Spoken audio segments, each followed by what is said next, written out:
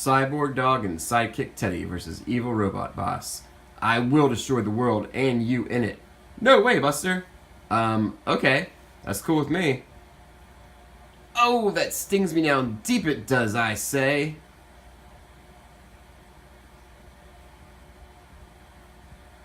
Teddy, you're going to have to defeat him alone. But I've got little balls for arms and legs. Use mine, you dum-dum. Sheesh.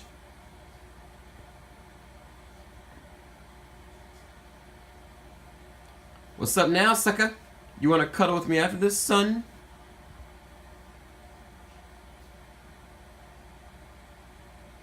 Thanks for saving the universe and all, but can I please have my arms and legs back now? Nah, I'm good. The end.